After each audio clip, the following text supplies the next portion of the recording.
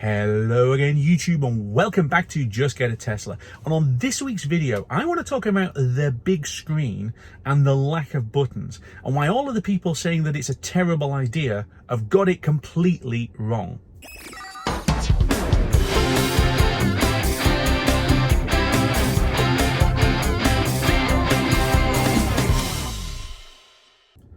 We know how Tesla works. It's basically a giant screen stuck in the middle of the dashboard, and that's it. There are no other buttons other than a window switch to be able to put the windows up and down. That's not on the screen. Every single other thing you can think of is on the screen. And I know that for a lot of people that can be quite off-putting.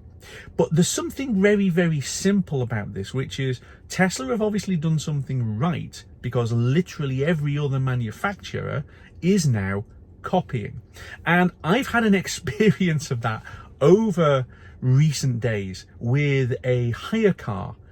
And the experience of trying to get the screen and all of the buttons working, especially the touch-sensitive controls, was absolutely mind-blowing. And it just reinforced to me just how intuitive the Tesla screen actually is, despite all of the people who say that it isn't. So let's look at this from a controls perspective. So the big screen in Tesla, it is literally a big slab of a display, but always on the bottom you have got shortcuts. You have got a control for the temperature, for audio, for different apps, a menu that gets you back into the car where everything is subdivided into particular points. That is something that I was desperate for when I was driving the hire car. And just so that you know what I'm talking about, the hire car was a Cupra Leon. So Cupra is the Seat sub-brand for sportier versions of their existing cars, in this case a Seat Leon.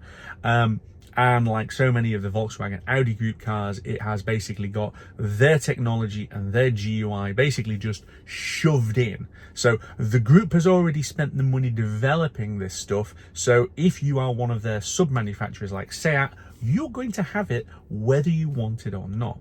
Now, as I understand it, the touch-sensitive slidey control thing was one of the most controversial bits of the Volkswagen ID.3 when it first came out, and I can understand why, because it's absolute junk. And yet there it was on this Seat/Cupra thing, where basically you don't know where anything is.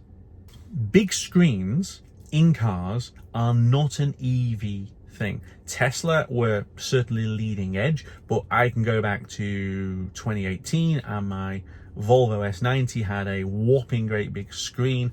Admittedly not the best software on it, admittedly not the highest resolution, but it had a great big vertical screen that had basically all of the things on it, including, slightly controversially, climate control. But I never had a problem with it because it was reasonably laid out. It just wasn't particularly adaptable for the different things that you were doing. But more and more and more and more manufacturers are thinking, hey, this is a great idea. People want a big screen. Well, I picked my Cupra Leon up from Gatwick Airport actually quite late into the evening. So my flight actually had been delayed by 4 hours, which is fun. So I got there, and basically I then got a 2.5-hour drive to do in an unfamiliar car in the dark. And the first and most obvious point was, how on earth do you turn this screen down? Because I couldn't find controls for the brightness other than settings that said medium, low, very low, and the very low wasn't remotely low enough. But it also seemed to be stuck on daytime mode. There was no auto nighttime mode. So you basically got this screen blasting into your face and making it difficult. The Tesla screen, on the other hand, you can very simply go and change the settings, and the auto day-night mode is really intuitive. And once it goes on to night mode, it's very dark. It's not dazzling.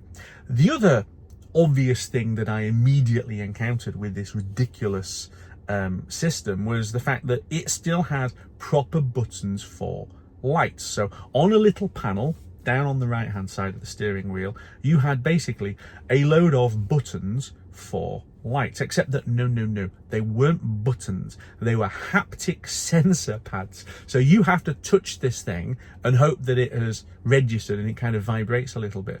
But on the actual display, there was nothing to show what mode the lights were on, how they were going to be operating, nothing.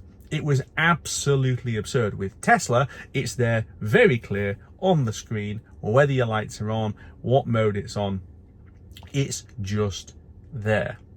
The next thing was navigation. Now, I know what people are going to say. Oh, why don't you just use Android Auto or Apple CarPlay? And you know what?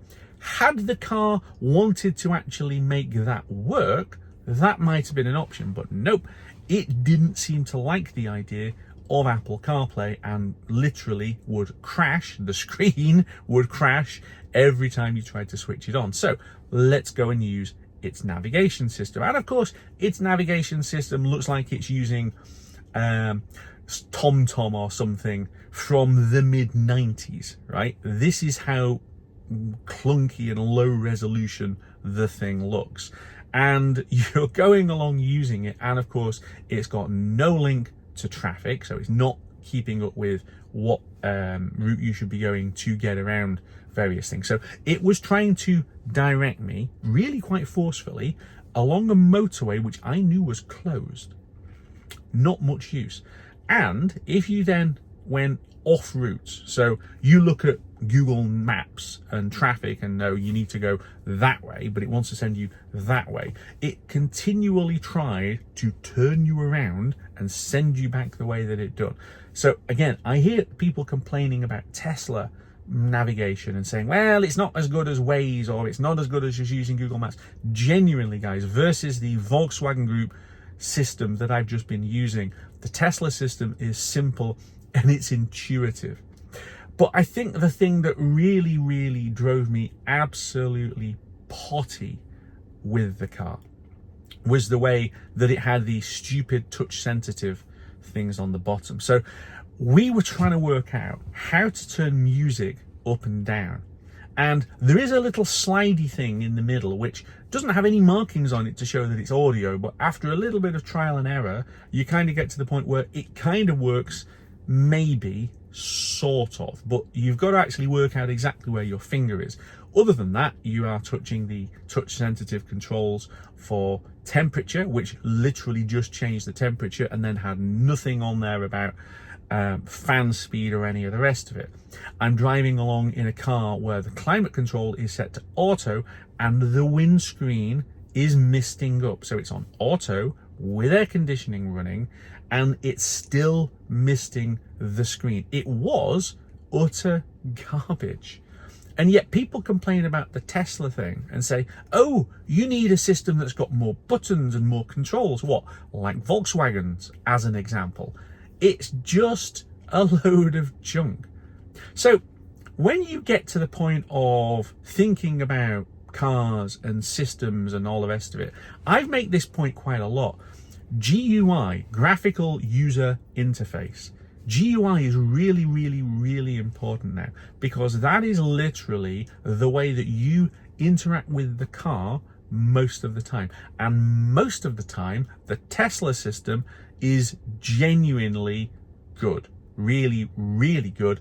And they keep giving us software updates where they literally redesign the thing, and then you've suddenly got a whole load of new features being added. You have suddenly got the layout being improved, and you might think, I've got to relearn the layout, but they're making it more intuitive, not less intuitive. You don't get that with other cars. With my Volvo S90, not only were there no software updates for the actual screen and the way that it's working, but even to get safety critical updates or anything like that, you had to go to the dealers and get them to plug a laptop in to one of the ports under the bonnet, and eventually you would get something flashed, although in my experience it took several attempts to get the basics done. So the Tesla system, where it just updates itself constantly, is so much better. And having now had a car that's got this halfway house of most of it's on a screen, but there's still a few touch controls for things like lighting and these slidey things for heating, genuinely, it is so much better to put everything onto the screen. And I know people will say, well, you need to get it within reach. Well, okay, the controls for the lights were within reach, but they were not intuitive at all because they had overthought it and tried to come up with some daft system with haptics. I think that's kind of it for this video. I just wanted to make the point that for all of the people who look at Tesla and go, I can't possibly get on with a screen, or for the people who look at Tesla and EVs in general and go, everything's on a screen and it's going to be really difficult, I like buttons. I just think you need to try it, because if other non-Tesla, non-EV cars that you can buy today in 2024 are as god-awful as the Cupra Leon Volkswagen Audi group thing that I was driving, if they're all as bad as that, then there's a real problem. So the transition that we're all going through with regards to petrol and diesel across to EV is one thing, and that needs to carry on. But I think there is another transition away from ridiculous, confusing layouts of the buttons and the instruments and all of the things that you use to interact with the vehicle. That's another transition. Let me know in the comments, what do you think? What is the genuinely worst car you've ever had for the way the controls are laid out? What is the worst experience you have had with another manufacturer's screen? Or if it's Tesla, tell me it's Tesla and why.